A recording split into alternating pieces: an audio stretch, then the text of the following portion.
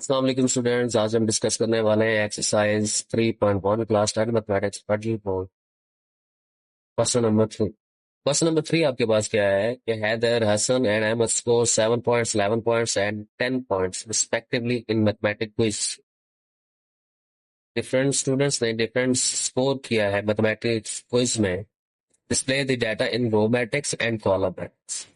हमने इस डाटा को 7, 11 और 10 ये जो स्कोर है इसको कॉलम मैट्रिक्स में लिखना है और रो मैट्रिक्स में लिखना है। अब पहले डिस्कस कर लेते हैं कि रो मैट्रिक्स और कॉलम मैट्रिक्स का मतलब क्या है। तो रो मैट्रिक्स का मतलब होता है कि ऐसा मैट्रिक्स जिसकी सिर्फ एक ही रो हो। जैसे 1 2 3 लिखा हुआ है तो इसमें एक ही रो आ रहा है। या मैंने ऐसे 1 लिखा हुआ है तो इसके एक ही रो आ रहा है। ठीक है।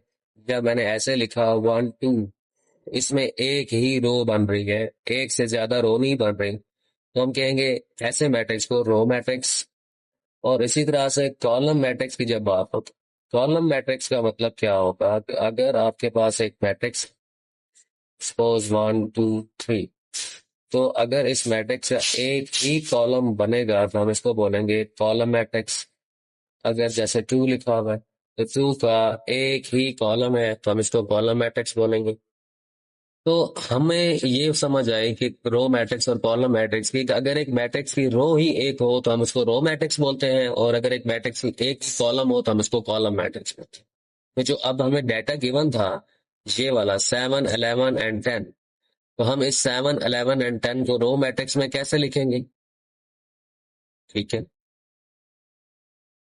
तो इसका सोल्यूशन लिख लेते हैं। क्वेश्चन नंबर आपके पास जो क्वेश्चन नंबर 3, तो 7, 11 एंड 10 मैं इस तरह से लिख दूंगा तो इसका मतलब होगा कि इसकी एक ही रो है, तो हम इसको बोलेंगे कि ये एक रो मैट्रिक्स है।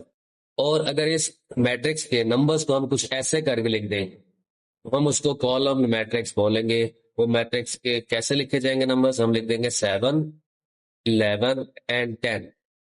ये वाले मैट्रिक्स में इस तरह से जो एक ही आपके पास कॉलम बन रहा है, ओनली वन कॉलम, तो हम कहेंगे कि ये जो मैट्रिक्स है that is called the column. तो सिंपल सा क्वेश्चन था, बस आपने जो नंबर्स थे उन नंबर्स को रो मैट्रिक्स में कन्वर्ट करके लिखा और कॉलम मैट्रिक्स में कन्वर्ट कर, और इसके साथ इसका कोई मतलब नहीं। ठीक है, ओके। नेक्स्ट क्वेश्चन हम 4 डिस्कस करेंगे।